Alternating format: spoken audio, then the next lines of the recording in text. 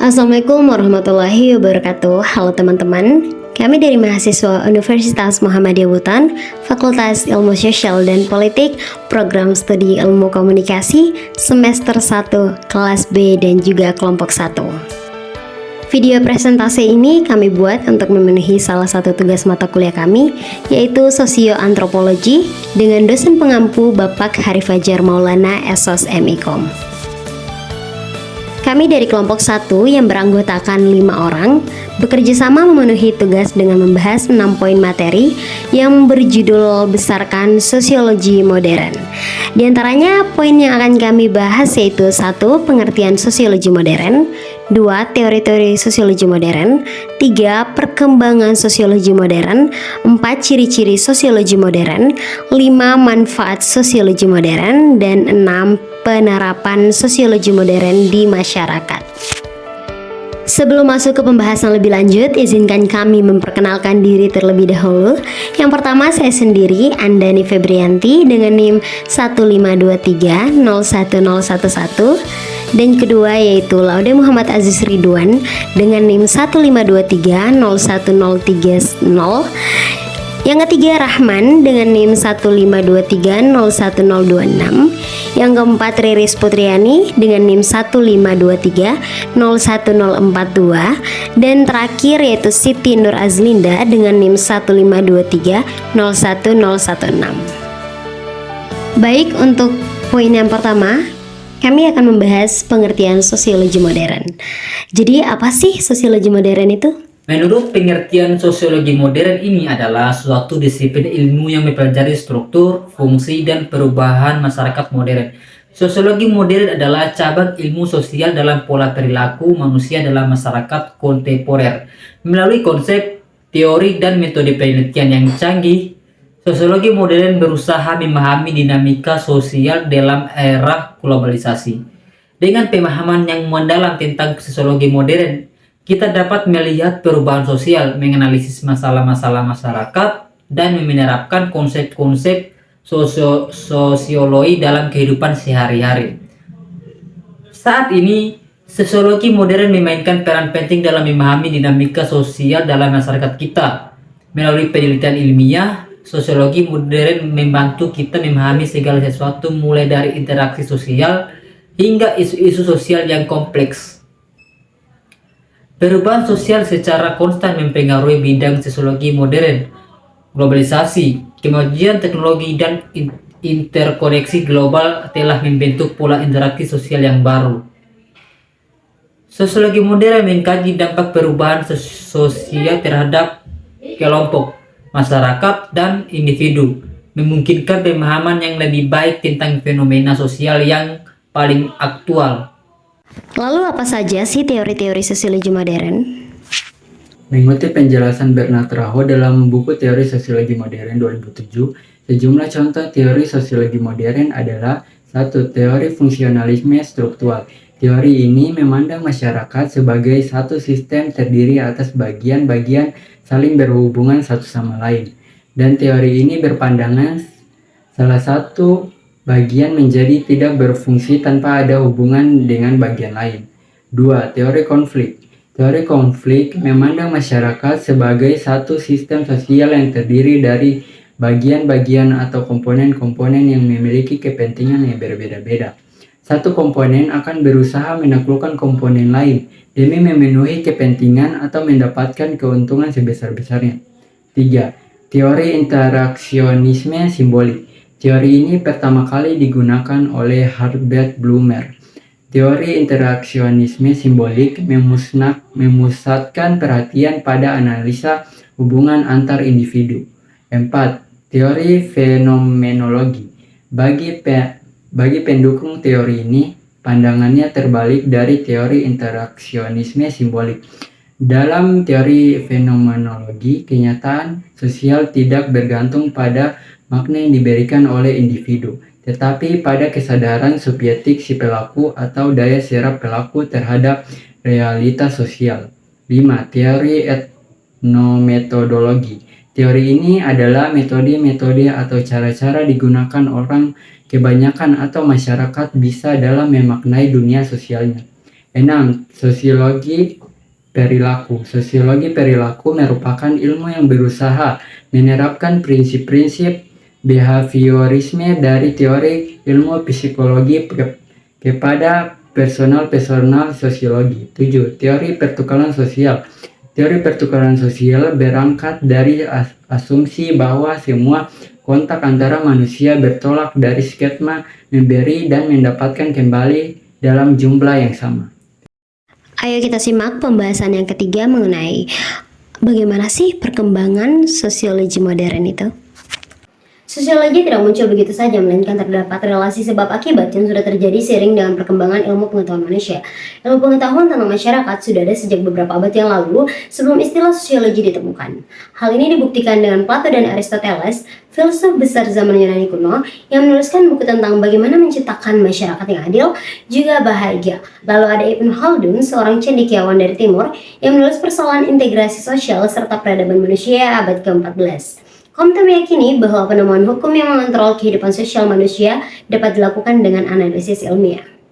Pada proses perkembangannya, para penggagas ilmu sosiologi menghabiskan puluhan tahun dalam pencarian orientasi yang tepat bagi bidang studi baru tersebut. Hal uniknya adalah pada awal kemunculan sosiologi di abad ke-19, banyak terjadi peristiwa bersejarah yang memengaruhi peradaban manusia. Revolusi politik di Prancis selama abad 18 dan 19 yang menyebabkan pergeseran fokus sosiologi pada pembentukan ketertiban serta perubahan sosial. Lalu ada revolusi industri sebagai tanda kemunculannya kapitalisme dan sosialisme yang turut memengaruhi perkembangan ilmu sosiologi.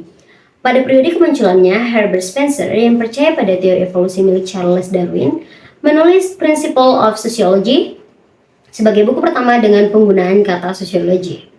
Dalam buku keluaran 1876, Spencer menjabarkan penerapan hukum evolusi biologi pada sosiologi yang mengelaborasikan masyarakat manusia dan organisme sebagai sebuah analogi.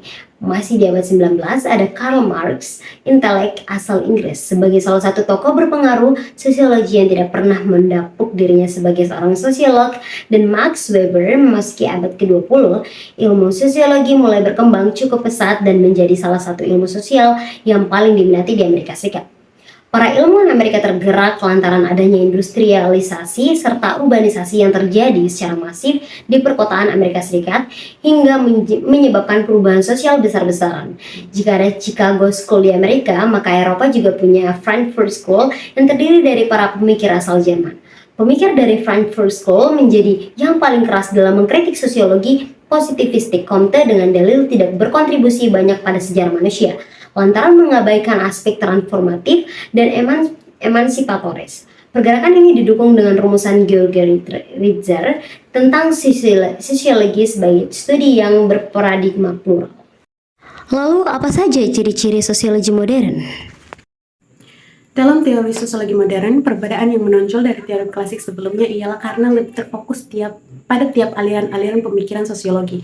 Adapun ciri-ciri teori sosiologi modern adalah 1. Spesialisasi bidang ilmu. Ciri utama sosiologi modern adalah terjadinya spesialisasi terus-menerus pada berbagai bidang ilmu sosiologi. Para sosiolog di era ini cenderung terfokus ke dalam beberapa aliran tertentu saja, sehingga fokus kajian dalam penelitiannya menghasilkan teori-teori baru yang mampu mengembangkan ilmu sosiologi. Dalam artian, satu tokoh sosiologi biasanya hanya akan mengemukakan pandangannya dalam satu fenomena atau yang berkaitan dengan fenomena yang mereka amati. 2. Fokus kajian mendalam. Selanjutnya, ciri teori sosiologi modern ialah fokus kajian mendalam para sosiolog. Para tokoh sosiolog yang hanya terfokus dalam beberapa aliran saja karena bertujuan untuk melakukan penelitian lebih jauh guna mendapatkan hasil yang diharapkan. Hal ini dikarenakan para sosiolog di masa ini untuk mengamati dan mempelajari fenomena-fenomena sosial secara menyeluruh, baik dari tindakan, struktur sosial, konflik, pertukaran sosial, perkembangan budaya, hingga feminisme atau pergerakan wanita. 3. Munculnya teori-teori sosiologi baru. Pada era modern ini, sosiologi berhasil mencetuskan teori-teori sosiologi baru karena pengamatannya yang mendetail terhadap suatu fenomena sosial yang ada di masyarakat. Teori-teori yang dicetuskan oleh para sosiolog abad ini mampu menjadi teori yang hingga saat ini menjadi teori yang sangat penting digunakan dalam mengamati fenomena sosial yang semakin kompleks seperti konflik-konflik masyarakat. Apa saja manfaat dari sosiologi modern itu sendiri? Fungsi dan manfaat sosiologi sebagai ilmu pengetahuan tentu saja tidak terlepas dari ciri-ciri sosiologi dan objek kajian sosiologi yang dikemukakan oleh para ahli. Berikut inilah setidaknya mengenai fungsi dan manfaat sosiologi dan penjelasannya. 1. Sebagai penelitian sosial.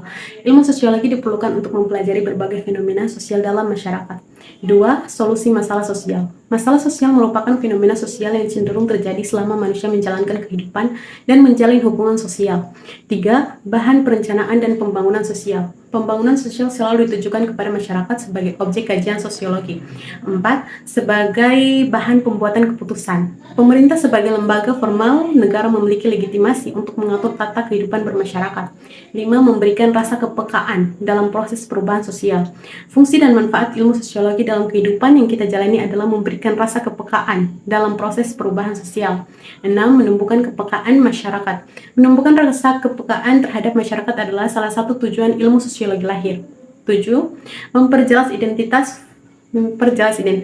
Fungsi dan manfaat sosiologi yang lainnya adalah memperjelas tentang identitas yang kita sandang. 8. Memberikan wawasan tentang lembaga sosial. Dengan adanya ilmu sosiologi yang mencoba memberikan penjelasan mengenai wawasan lembaga sosial, seseorang akan lebih mudah memahaminya dan mengaplikasikannya di dalam kehidupan sehari-hari. 9.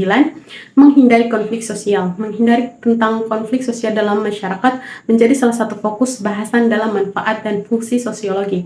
10. Meningkatkan integritas nasional. Solidaritas dalam kehidupan manusia sangat penting dilakukan oleh semua pihak. 11. Memberikan konsultasi kebijakan. Konsultan mengenai kebijakan yang diberikan dalam ilmu sosial seperti sosiologi dilakukan dalam upaya memberikan wawasan mengenai kemasyarakatan. 12. Sosiologi memberikan analisa tentang sikap. 13. Mengakomodir interaksi sosial. Interaksi sosial yang ada di dalam kehidupan bermasyarakat selalu dijelaskan dalam ilmu sosiologi. 14. Menumbuhkan sikap, kesadaran, kebinekaan. 15. Menumbuhkan kepekaan sosial. Manfaat sosiologi lainnya yang dapat kita peroleh adalah dengan menumbuhkan sikap kepekaan antara satu golongan dengan golongan lain atau antar individu dengan yang lainnya. 16. Menciptakan kehidupan bertoleransi yang tinggi. Manfaat dari fungsi sosiologi sebagai ilmu pengetahuan yang tidak boleh terlewatkan adalah mampu menciptakan kehidupan yang bertoleransi antara satu golongan dengan golongan yang lainnya. Kita masuk dalam pembahasan terakhir yaitu penerapan sosiologi modern. Jadi bagaimana sih penerapan sosiologi modern itu? Sosiologi merupakan salah satu ilmu sosial yang memiliki ruang lingkup kajian cukup luas. Objek kajian sosiologi adalah manusia. Dilansir dari buku pengantar ringkas sosiologi, pemahaman fakta dan gejala permasalahan sosiologi 2020, Eli M. Setiadi dijelaskan bahwa sosiologi mempelajari ilmu dari segi sosialnya yang sering disebut masyarakat. Masyarakat yang menjadi objek kajian sosiologi adalah kesatuan hidup manusia dengan kesatuan masyarakat desa, misalnya kota dan lain-lain, sebagai kesatuan yang paling mudah diamati sebagai ilmu yang mengkaji masyarakat. Pastinya sosiologi dapat diterapkan dalam kehidupan sehari-hari. Dalam kehidupan sehari-hari, sosiologi dapat diterapkan sebagai ilmu murni. Sosiologi berusaha mencari pengetahuan tentang sebuah fenomena, misalnya masalah kemiskinan, sebagaimana ilmu murni mencari kenapa kemiskinan terjadi, apa dampaknya, serta bagaimana intensitas dan kuantitasnya. Status dan peran sosiologi dalam studi sosiologi. Pertanyaan tersebut dijadikan pengetahuan yang digunakan untuk mengembangkan sosiologi sebagai ilmu terapan sosial dan dapat membantu manusia memecahkan berbagai permasalahan yang dihadapi masyarakat. Masih sama tentang kemiskinan, apabila kajian ditunjuk untuk menemukan langkah-langkah praktis guna mengatasi kemiskinan, disinilah sosiologi disebut sebagai ilmu terapan. Sosiologi sebagai ilmu murni dan terapan, keduanya saling mempengaruhi. Suatu praktik tidak akan berjalan maksimal apabila tidak didasari pengetahuan yang memadai. Ilmu sosial dapat diterapkan di semua sisi kehidupan masyarakat. Oleh sebab itulah, mempelajari ilmu sosial penting bagi siapa saja. Sejarah dan ciri-cirinya seseorang mempelajari sosiologi tidak hanya untuk menjadi sosiologi. Dilansir dari Kamus Sosiologi 2012 karya Agung Tri Haryanto dan Eko Sudmiko, sosiologi merupakan orang yang ahli dalam bidang sosiologi. Lebih dari itu, mempelajari sosiologi yang dapat membantu individu menjalankan perannya di dalam masyarakat dan membantu individu memecahkan berbagai permasalahan dalam masyarakat. Tidak terasa kita telah sampai di penghujung presentasi, di mana kesimpulan yang bisa kita ambil adalah sosiologi modern adalah cabang dari ilmu sosial dan perilaku manusia dalam masyarakat kontemporer. Sosiologi modern membantu memahami dinamika sosial di era globalisasi. Memahami sosiologi modern memungkinkan untuk memahami perubahan sosial, pemecahan masalah, dan konsep-konsep sosiologi dalam kehidupan sehari-hari. Teori-teori sosiologi modern antara lain fungsionalisme struktural, konflik, interaksionisme simbolik, fenomenologi, etnometodologi, sosiologi perilaku, dan teori pertukaran sosial. Adapun perkembangan sosiologi modern, sosiologi tidak statis tetapi berkembang seiring dengan perkembangan pengetahuan manusia, dan memahami perilaku manusia merupakan proses yang dilakukan secara terus-menerus.